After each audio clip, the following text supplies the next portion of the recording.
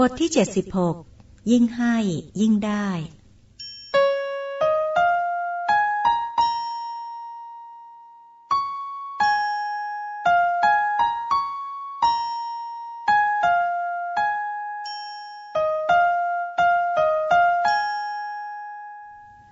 ลวงพ่อข้าวสารกับมะพร้าวหมดแล้ว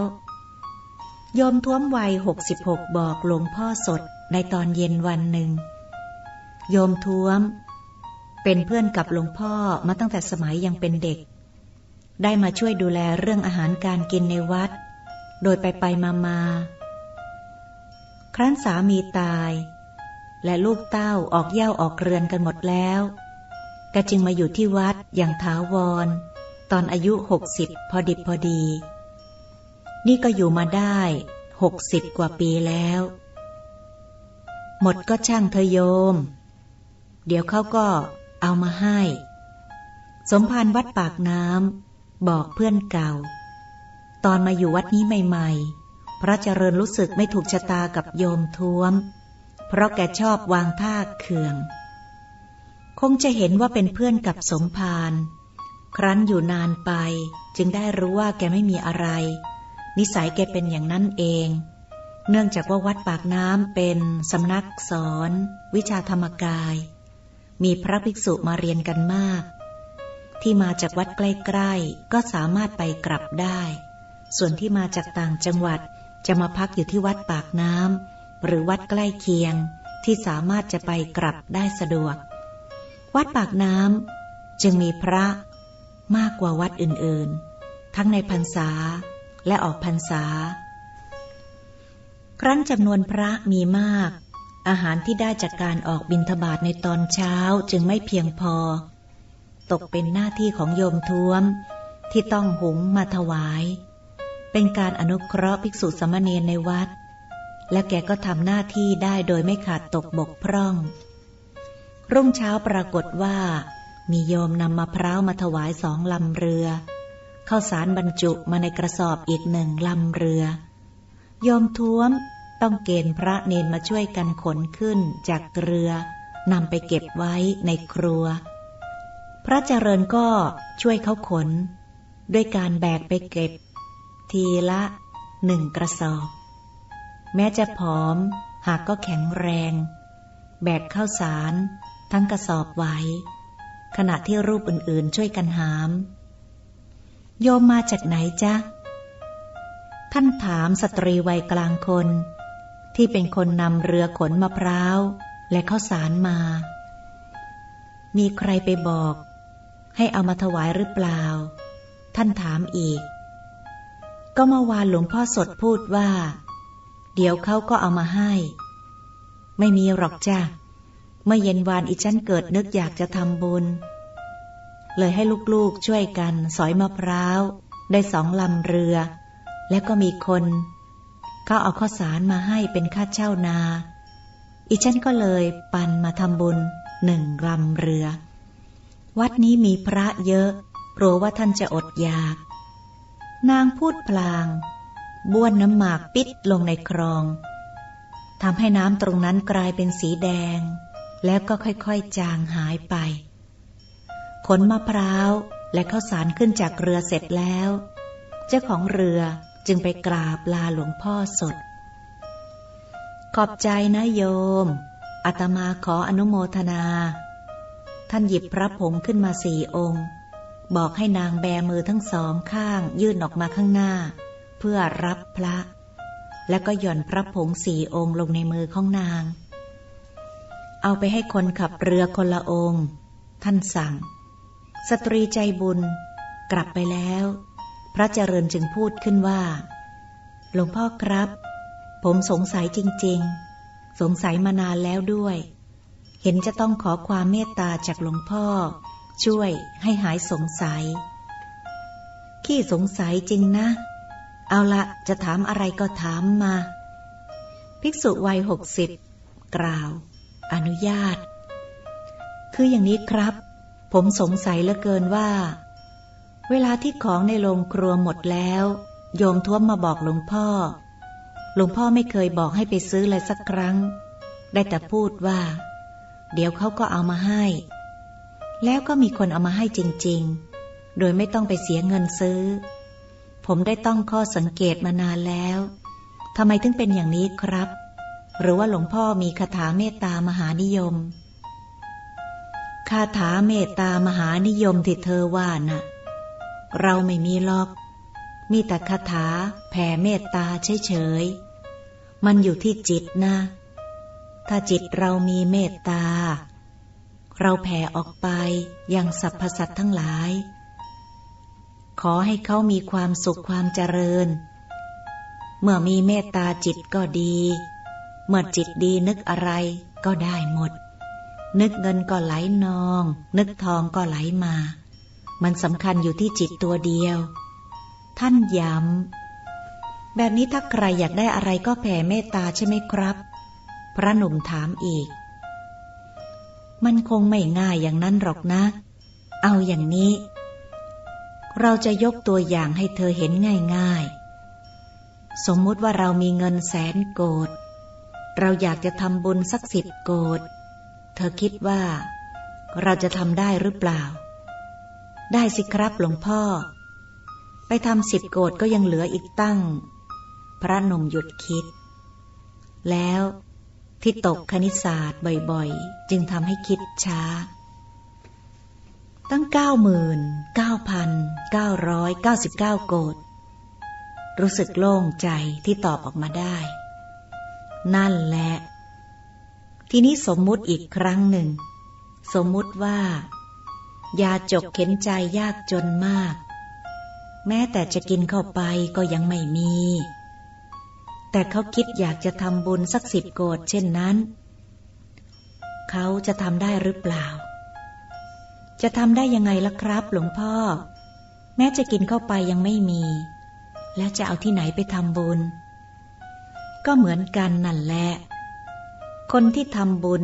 ได้เขาก็ต้องมีบุญเป็นทุนอยู่ก่อนเหมือนกับเรามีทรัพย์อยู่เรื่องของจิตก็เหมือนกันการที่จะแผ่เมตตาได้ผลจิตจะต้องมีเมตตาก่อนคือต้องสร้างเมตตาให้มีในจิตเสียก่อนแล้วจึงจะสามารถแผ่ไปให้ผู้อื่นได้การที่เธอมาปฏิบัติมาภาวนาสัมมาอรหังก็เพื่อจะสร้างเมตตาขึ้นในจิตเมื่อมีเมตตาก็สามารถแผ่ไปให้คนอื่นได้ถ้าเราไม่มีเมตตาเลยเหมือนคนไม่มีทรัพย์จะแผ่ให้คนอื่นก็ไม่ได้จริงไหมจริงครับแล้วคนที่เราแผ่ไปให้จะได้รับทุกคนหรือเปล่าครับก็ขึ้นอยู่กับจิตของเขาอีกเหมือนกันถ้าจิตเขาเปิดรับก็รับได้เช่นสมมุติว่าเราเทศออกทางอากาศทางสถานีวิทยุกระจายเสียงกรมประชาสัมพันธ์วันที่1เวลาบ่าย 2 โมงแต่วันนั้นเวลานั้นเธอไปเปิดฟังสถานียันเกราะเธอจะได้ฟังเทศของเราไหมไม่ได้ฟังครับหรือถ้าผมปิดวิทยุไว้ก็ไม่ได้ฟังเหมือนกันตอบเกินคำถามนั่นแหละการแผ่เมตตาให้ผู้รับจะได้หรือไม่ได้รับก็ขึ้นอยู่กับจิตของเขาเหมือนกันพูดอย่างนี้เธอคงพอจะเข้าใจครับผมเข้าใจแจ่มแจ้งเลยครับแต่ผมก็ยังสงสัยอยู่ดีนะว่าทำไมคนเขาถึงชอบทำบุญที่วัดนี้ทำไมเขาไม่ไปทำที่วัดอื่นบ้างเท่าที่ผมเห็นมานะครับหลวงพ่อบางวัดมีคนไปทำบุญเยอะแยะข้าวของเหลือเฟือแต่บางวัดกลับอดอยากยากแค้นแม้แต่จะหาธูปเทียนมาจุดบูชาพระก็หาไม่ได้เพราะไม่มีคนเข้าเอามาถวายอันนี้ก็ขึ้นอยู่กับปัจจัยหลายอย่างเป็นต้นว่าพระในวัดโดยเฉพาะอย่างยิ่งสมภารเจ้าวัดท่านปฏิบัติดีปฏิบัติชอบสมควรแก่ของที่เขานำมาถวายหรือเปล่าญาติโยมเขาศรัทธาไหมและท่านเคยช่วยเหลือแบ่งปันญาติโยมเวลาที่เขาเดือดร้อนอดอยากบ้างไหมที่วัดนี้เราให้นะเราไม่ใช่แต่รับอย่างเดียว พระบางรูปท่านรู้จักแต่จะรับจากญาติโยมแต่ไม่เคยให้ญาติโยมเป็นการตอบแทนเลยส่วนเราใครมาขอเราให้หมดไม่เคยหวงเช่นบางครั้งมีโยมเขาพายเรือมาบอกหลวงพ่อข้าวสารที่บ้านฉันหมดไม่มีข้าวหุงให้ลูกกินขอบิณฑบาตข้าวสารหลวงพ่อสักหม้อเถอะเขาว่าอย่างนี้ใช้คำว่าบิณฑบาตยังกับว่าตัวเองเป็นพระท่านพูดยิ้มและหลวงพ่อให้หรือเปล่าครับ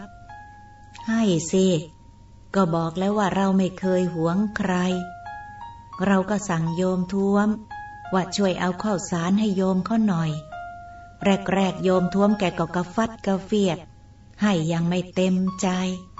บางครั้งถึงกับตะคอกใส่เราว่าข้าวที่วัดกำลังจะหมดเหมือนกันเราก็ว่าหมดก็ให้มันหมดไปเดี๋ยวเขาก็เอามาให้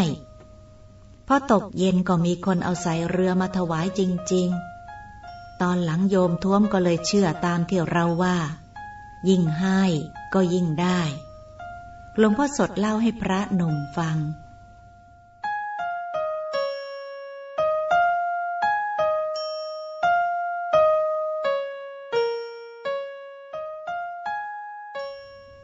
งั้นผมได้ตำราจากหลวงพ่อแล้วพระหนุ่มพูดอย่างยินดีตำราอะไรของเธอล่ะสมภารวัดปากน้ำถามตำราที่ว่ายิ่งให้ยิ่งได้ยิ่งหวงยิ่งอดหมดก็ไม่มาเราไม่หวงกันเราก็ไม่อดหมดก็มาเรื่อยๆตำรานี้ใช้ได้ไหมครับดีเข้าท่าดีตั้งแต่มาอยู่ใกล้เราเธอฉลาดขึ้นเยอะเลยหลวงพ่อด่าผมอีกแล้วพระหนุ่มตัดพ้อเธอก็นึกว่าเราเป็นผู้หญิงเสียก็สิ้นเรื่องภิกษุวัย66เย้าทำไมต้องนึกว่าหลวงพ่อเป็นผู้หญิงล่ะครับอ้าวก็เขาพูดกันว่าผู้หญิงด่าแปลว่าผู้หญิงรักผู้หญิงให้จวักแปลว่าเขากวักมือท่านตอบยิ้มแต่ผมเป็นโรคเกลียดผู้หญิงครับยกเว้นโยมแม่กับโยมยายผม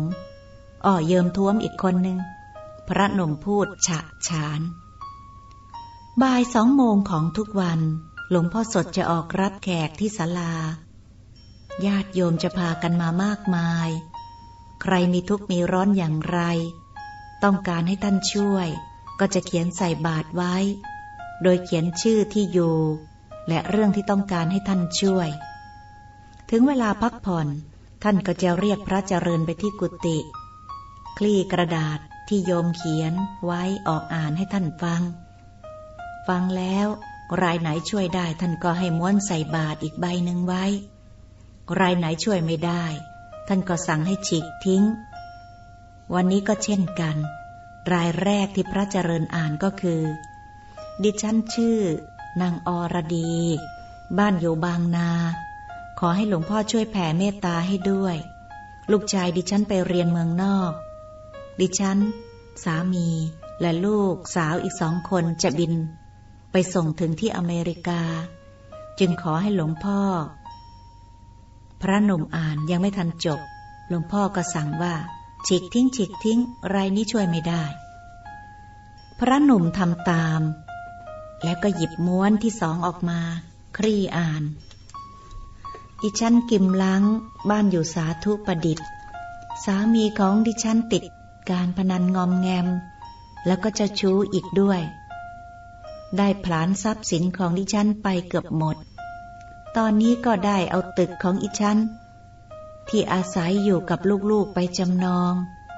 ดิฉันเกรงว่าถ้าขาดจำนองเมื่อใดลูกๆก็จะไม่มีที่อยู่จึงขอให้หลวงพ่อสดรีบสั่งว่าใส่บาตรไว้รายนี้ช่วยได้พรุ่งนี้ถ้าเขามาฟังผลบอกเขาว่าให้มาเข้ากรรมฐาน7 วันและจะช่วยได้คนนี้กุศลพอรายที่3เขียนว่าหลวงพ่อคะ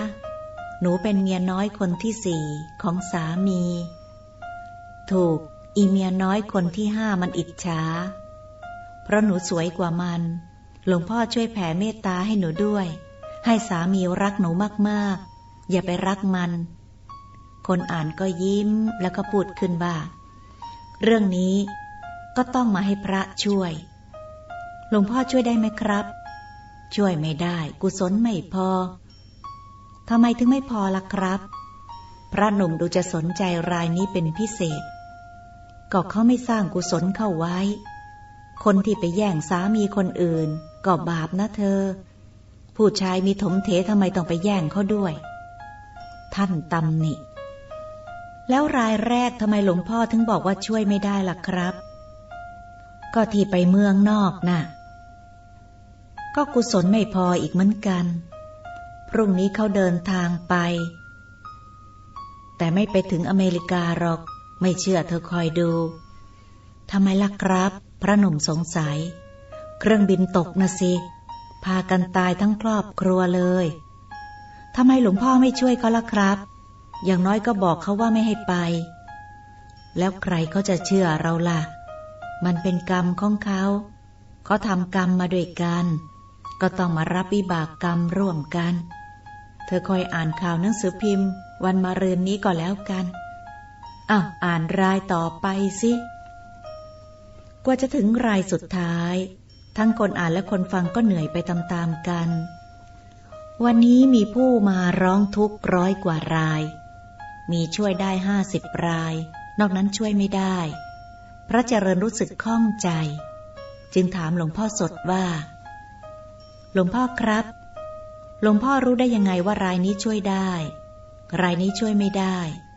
ผมสังเกตรายไหนที่หลวงพ่อบอกว่าช่วยได้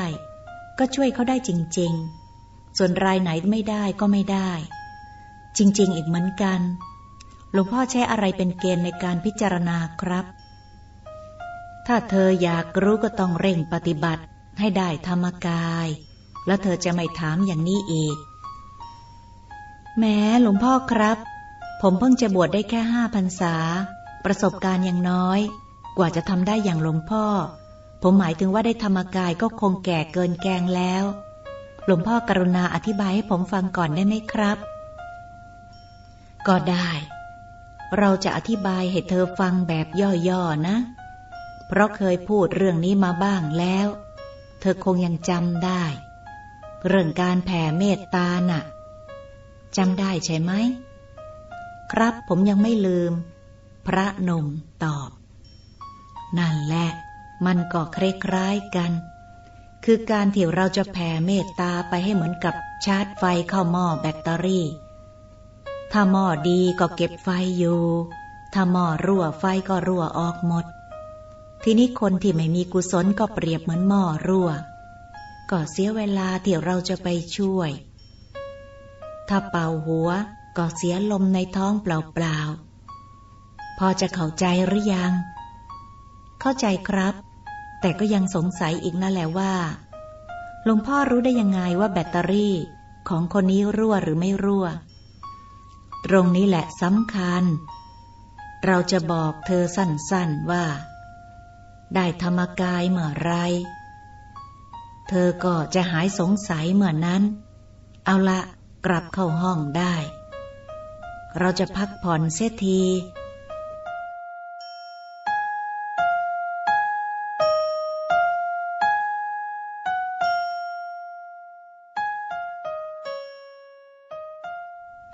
พระผงวัดปากน้ำรุ่นแรกที่หลวงพ่อสดแจกญาติโยมนั้น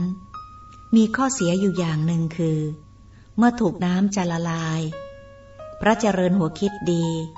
จึงใช้เนนป้องไปซื้อแลกเกอร์ตราปลาตะเพียนคู่มาแล้วนำพระผงมาชุบแลกเกอร์ผึ่งลมไว้จนแห้ง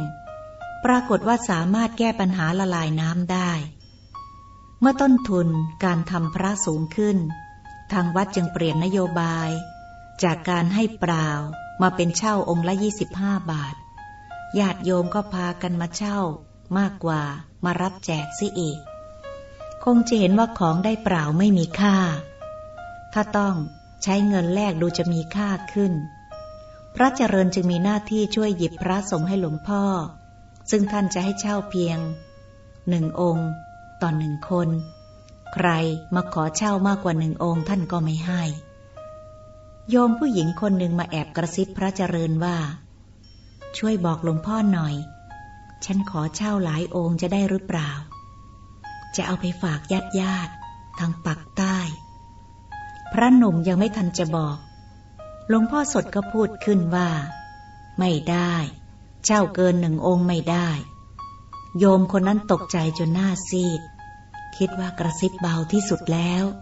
ทำไมหลวงพ่อจึงได้ยินความจริงแล้วโยมคนนี้แกหูตึงเวลาใครพูดกับแกจะต้องตะโกนดัง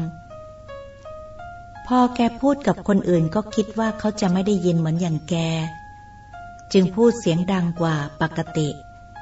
ขนาดพูดกระซิบก็ยังดังจนหลวงพ่อได้ยินถึงเวลาพักผ่อนพระหนุ่มต้องมาช่วยอ่านคำร้องทุกข์เช่นทุกวันถือเป็นโอกาสเรียนถามสมภารว่าหลวงพ่อครับทำไมถึงไม่อนุญาตให้โยมเขาเช่าพระผงคนละหลายๆองค์จะได้มีเงินเข้าวัดมากๆท่านคิดว่าเป็นคำถามที่มีเหตุผลหากหลวงพ่อสดกลับตอบว่าช้าไว้เธอนี่บ้องตื่นมากรู้ไว้เธอว่า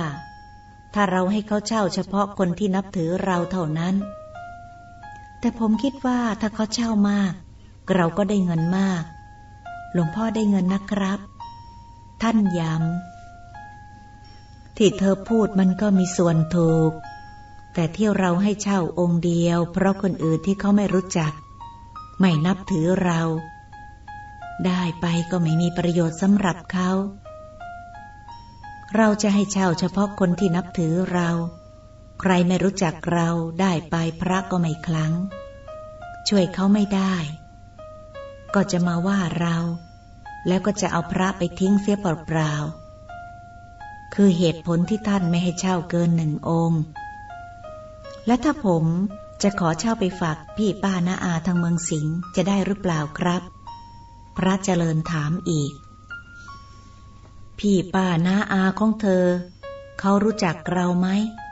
ถ้าไม่รู้จักเขาก็จะเอาไปทิ้งเสียของเธอจำไว้